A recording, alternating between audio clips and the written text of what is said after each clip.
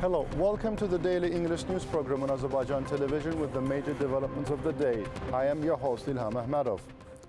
On June 11th, 12th, the 14th plenary session of Türkpa will take place in the capital of Kazakhstan, Astana, under the theme Türk Time, the role of parliamentary diplomacy.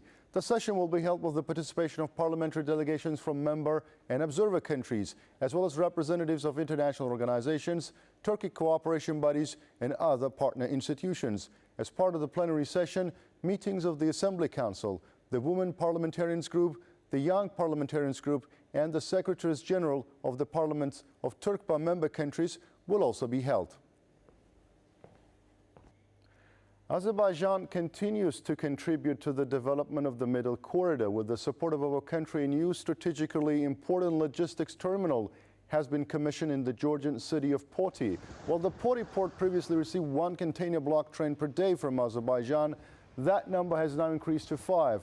Azerbaijan played an active role in all stages of the project, from design and construction to technical supervision and operation. The terminal was designed and built by engineers and specialists from an Azerbaijani company. It is equipped with modern infrastructure that meets international standards, is sustainable, and has the potential for future expansion.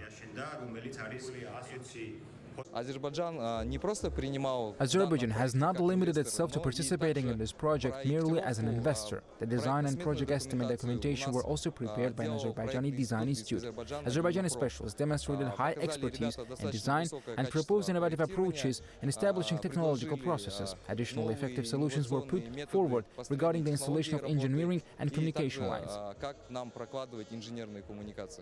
The main goal of these steps is to further expand the capabilities of the Middle Corridor and increase cargo handling volumes. This project is important not only for Azerbaijan and Georgia, but also for Kazakhstan and other user countries. With the support of Azerbaijan and Kazakhstan, cargo flow to Georgia will continue to grow. This is a successful logistics initiative for all transit countries in the region. Armenian Prime Minister Nikol Pashinyan accused Karagin II of breaking his vow of celibacy and having a child. The accusation aims to undermine the church's authority and is linked to Pashinyan's efforts to install his preferred candidate within the church, leading to a deep crisis that could affect the country's political and economic stability. Tensions between Armenian Prime Minister Nikol Pashinyan and the Armenian Apostolic Church, ongoing for years, have erupted in an open conflict. Pashinyan recently accused Catholicos Karagin II of breaking his vow of celibacy and having a child, calling him unfit for his clerical role. This sharp accusation has sparked controversy on social media. However, experts say this dispute goes beyond personal matters, highlighting the Church's deep involvement in Armenia's political power struggles, raising concerns about the country's stability. After coming to power following the 2018 Velvet Revolution, Pashinyan targeted the Armenian Apostolic Church as a pillar of the old system. In the initial phase, the church's material privileges, land holdings, and patronage systems were abolished. This was followed by various initiatives by the so-called New Patriarch, the promotion of religious sects and revisionist approaches to the church's history.